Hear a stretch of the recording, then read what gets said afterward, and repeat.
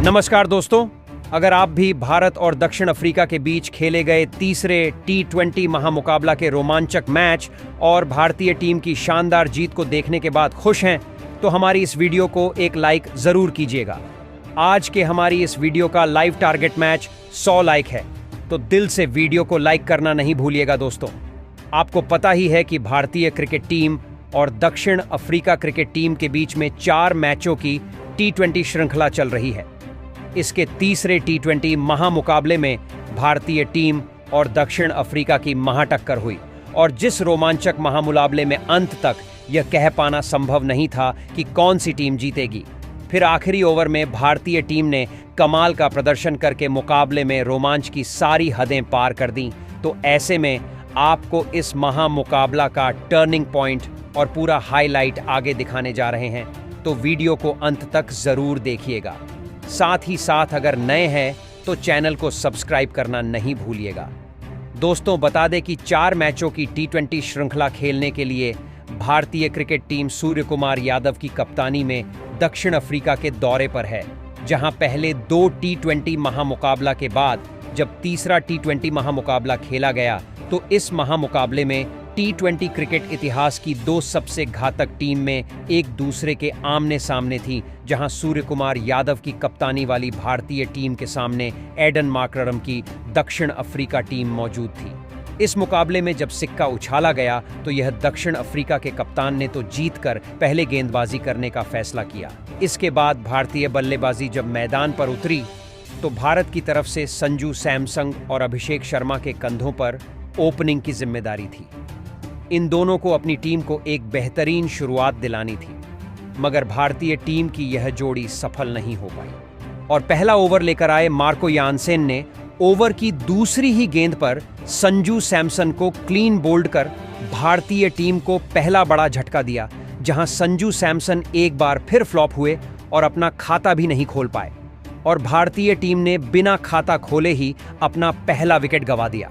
जिसके बाद आज मैदान पर तीसरे नंबर पर तिलक वर्मा को भेजा गया और तिलक वर्मा ने आते से ही चौथी गेंद पर बेहतरीन कट शॉट खेला और चौका लगाकर अपना और टीम का खाता खोला, जहां वर्मा का बल्ला यही नहीं रुका और अगली गेंद पर भी उन्होंने काउंटर अटैक किया और हवाई फायर करते हुए गेंद को छक्के के लिए बाउंड्री लाइन पार पहुंचाया, जहां 2 बड़े शॉट लगाकर तिलक वर्मा ने पहले ही ओवर में अपनी मंशा जाहिर कर दी थी कि वह जल्दी मिले, मौके का फायदा जरूर उठाएंगे और आखिरी गेंद पर भी 2 रन लिए, जिसके चलते 12 रन पहले ओवर में ही भारतीय टीम ने बना लिए थे।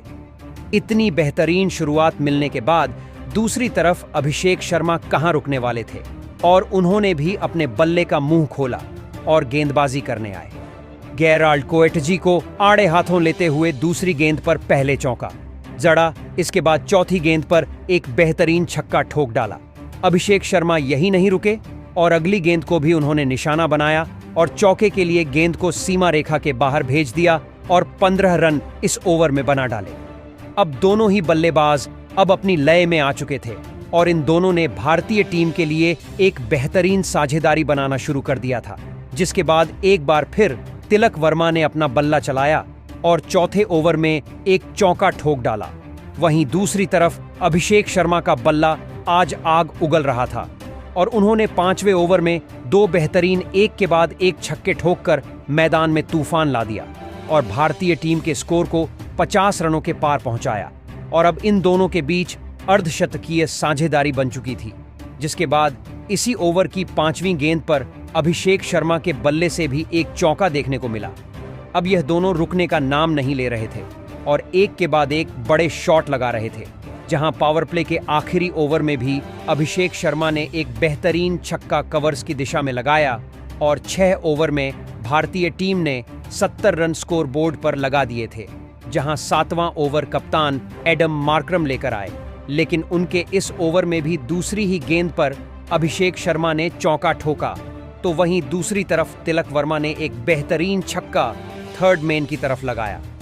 यह दोनों ही बल्लेबाज ताबड़तोड़ अंदाज में बल्लेबाजी करते हुए अपनी टीम के स्कोर को आगे बढ़ा रहे थे, जिससे दक्षिण अफ्रीका की टीम अब बैकफुट पर पहुंच चुकी थी, जहां अब दोनों ही बल्लेबाज अब अपनी अर्धशतक के बेहद करीब थे और अभिषेक शर्मा ने 9वें ओवर की पहली गेंद पर केशव महाराज को एक तूफानी छक्का ठोक अपने अर्धशतक को पूरा किया। साथ ही भारतीय टीम के स्कोर को 100 रनों के पार पहुंचाया। लेकिन अभिषेक शर्मा अर्धशतक ठोकने के बाद ज्यादा देर नहीं टिक पाए और इसी ओवर की चौथी गेंद पर हेनरिक क्लासेन ने उन्हें स्टंप आउट कर पवेलियन लौटा दिया, जहां 107 रनों की बेहतरीन शतकीय साझेदारी का यहां अंत हुआ और अभिषेक शर्मा तूफानी 50 रनों की पारी खेल आउट हुए। जिसके बाद कप्तान सूर्यकुमार यादव मैदान में उतरे, लेकिन वह भी आज फिर फ्लॉप रहे और उन्हें 10वें ओवर की चौथी गेंद पर एंडिले सिमलेन ने मार्को यानसेन के हाथों कैच आउट करवाकर पैवेलियन की राह दिखाई, जहां सूर्यकुमार यादव सिर्फ 1 रन ही बना पाए। जिसके बाद हार्दिक पांड्या मैदान में उतरे और तिलक वर्मा का साथ निभाने लगे। 10 ओवर में भारतीय टीम ने 3 विकेट खोकर 110 रन बना लिए थे। जिसके बाद हार्दिक पांड्या ने अपना बल्ला चलाया और 11वें ओवर में केशव महाराज की दूसरी गेंद पर चौका लगाया और अपना खाता खोला। इसके बाद चौथी गेंद को भी चौके के लिए बाउंड्री के पार भेजा। इसके बाद तो हार्दिक पांड्या रुके नहीं और अगले ओवर में भी एक बेहतरीन चौका उन्होंने ठोका।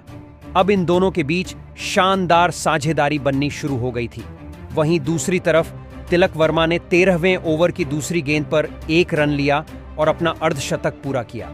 लेकिन दूसरी तरफ बल्लेबाजी कर रहे हार्दिक पांड्या को केशव महाराज ने इसी ओवर की 5वीं गेंद पर LBW आउट करके पवेलियन वापस लौटाया, जहां हार्दिक पांड्या 18 रन बनाकर आउट हुए।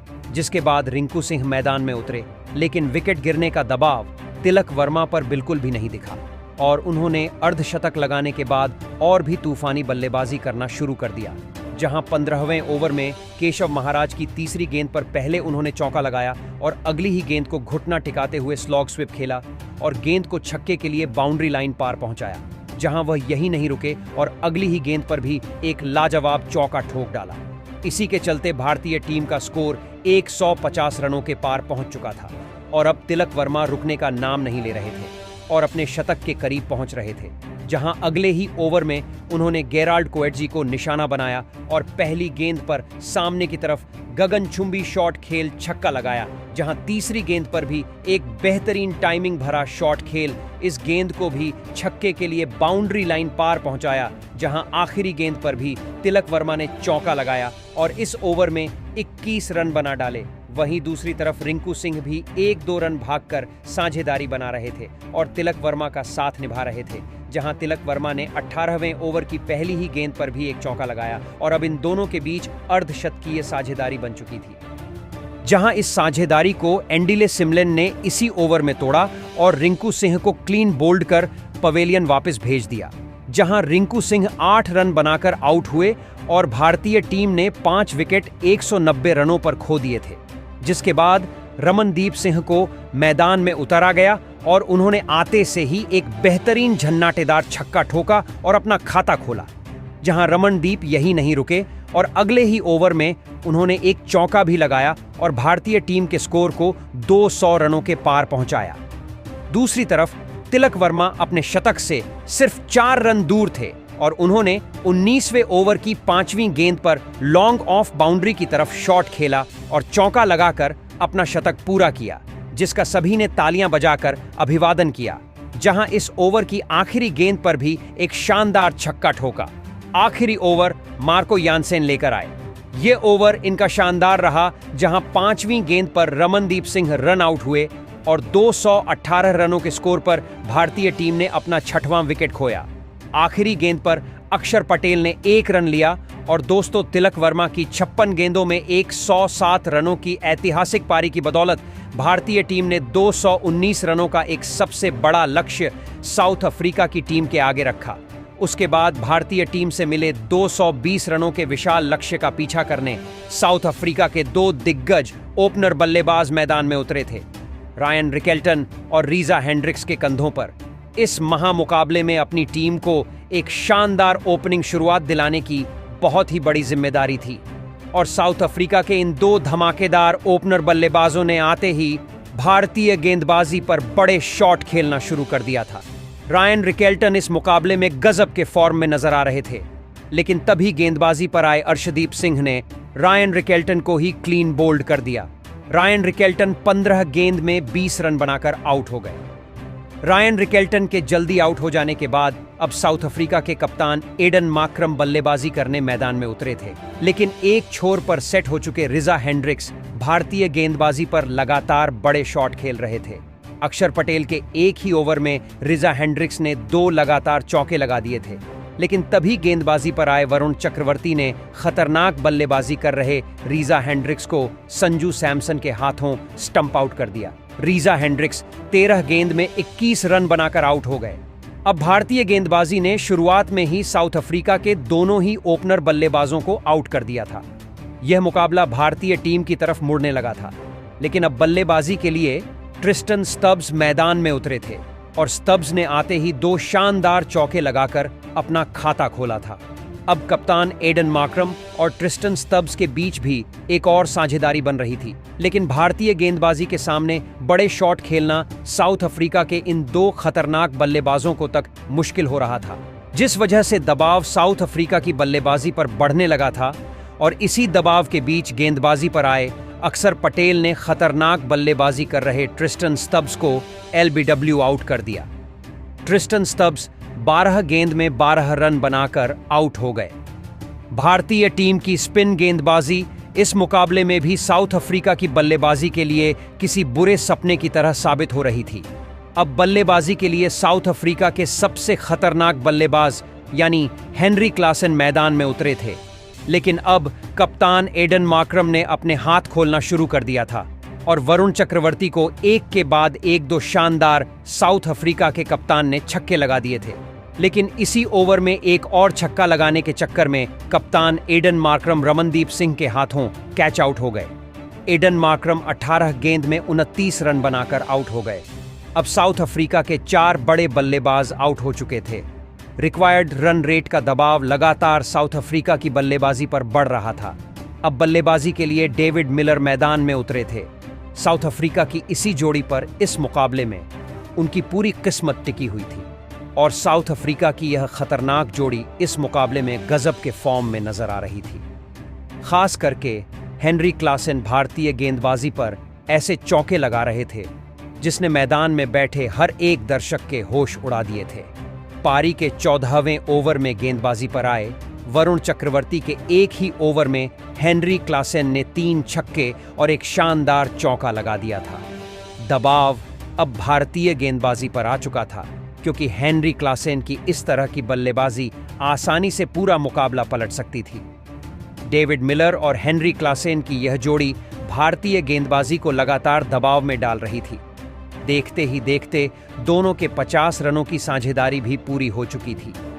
भारतीय गेंदबाजी को किसी भी हालत में इस साझेदारी को तोड़ना बहुत ही ज्यादा जरूरी था और ऐसा ही करके दिखाया पारी के 16वें ओवर में गेंदबाजी पर आए हार्दिक पांड्या ने, जिन्होंने खतरनाक बल्लेबाजी कर रहे डेविड मिलर को अक्षर पटेल के हाथों कैच आउट कर दिया। डेविड मिलर 18 गेंद में 18 रन बनाकर आउट हो गए।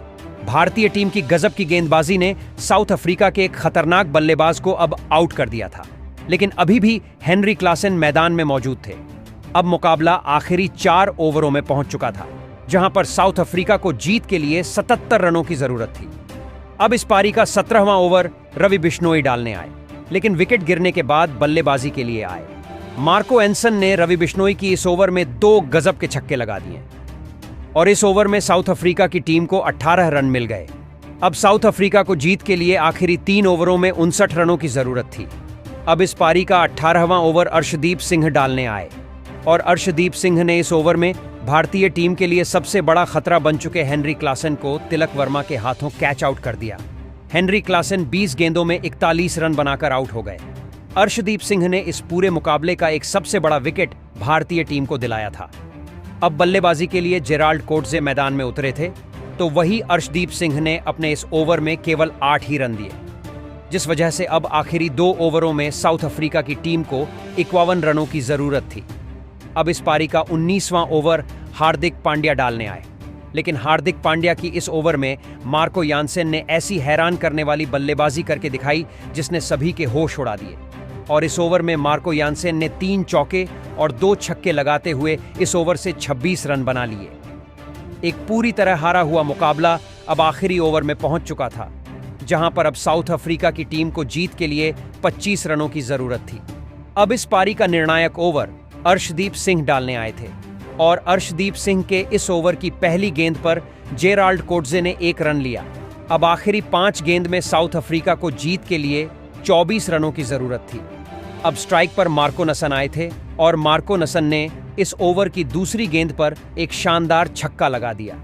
अब साउथ अफ्रीका को जीत के लिए आखिरी 4 गेंदों में 18 रनों की जरूरत थी, लेकिन अर्शदीप सिंह ने मार्को यानसन के आगे हार नहीं मानी और उसकी अगली ही गेंद पर मार्को नसन को अर्शदीप सिंह ने एलबीडब्ल्यू आउट कर दिया। मार्को यानसन इस मुकाबले में 17 गेंदों में 54 रनों की ताबड़तोड़ पारी खेलकर आउट हो गए। अब साउथ अफ्रीका को जीत के लिए आखिरी 3 गेंदों में 18 रनों की जरूरत थी। बल्लेबाजी के लिए एंडले सिमेलाने मैदान में उतरे थे। अब साउथ अफ्रीका को बची 3 गेंदों पर लगातार 3 छक्के चाहिए थे, लेकिन अर्शदीप सिंह ने अपने अगली गेंद पर एंडले को छक्का नहीं लगाने दिया, लेकिन इसके बावजूद उन्होंने इस गेंद पर 4 रन हासिल कर लिया। अब आखिरी 2 गेंदों पर साउथ अफ्रीका को 14 रन चाहिए थे, लेकिन उसके अगली गेंद पर अर्शदीप सिंह ने केवल 1 ही रन दिया। अब यह मुकाबला आखिरी गेंद पर पहुंच गया था, जहां पर साउथ अफ्रीका को जीत के लिए 13 रन चाहिए थे, लेकिन आखिरी गेंद पर भी साउथ अफ्रीका को बस 1 ही रन मिला और इसी के साथ वह साउथ अफ्रीका की टीम को भारतीय टीम ने 11 रनों से हराकर एक बड़ा कारनामा करके दिखाया। इस बड़ी जीत के साथ ही भारतीय टीम ने 2 मुकाबले जीतकर 2-1 से बढ़त साउथ अफ्रीका की टीम के ऊपर उन्हीं की सरजमी पर बना ली है। दोस्तों, इस रोंगटे खड़े कर देने वाले महामुकाबले में साउथ अफ्रीका की बल्लेबाजी ने भारतीय गेंदबाजी को अंत तक कड़ी टक्कर दी, लेकिन आखिर में भारतीय गेंदबाजों के लाजवाब प्रदर्शन ने इस मुकाबले को अपने नाम करके दिखाया। लेकिन दोस्तों, भारतीय टीम की इस जीत के पीछे उनके एक नौजवान बल्लेबाज का सबसे बड़ा हाथ रहा और उस बल्लेबाज का नाम था तिलक वर्मा, जिन्होंने इस मुकाबले में केवल 56 गेंदों में 107 रनों की ऐतिहासिक शतकीय पारी खेली और इसी के चलते भारतीय टीम यह महामुकाबला जीत पाई। तो दोस्तों, आप तिलक वर्मा की इस अद्भुत शतकीय पारी के लिए उन्हें 10 में से कितने अंक देना चाहेंगे? आप अपनी राय नीचे कमेंट में देना बिल्कुल भी ना भूलें। धन्यवाद।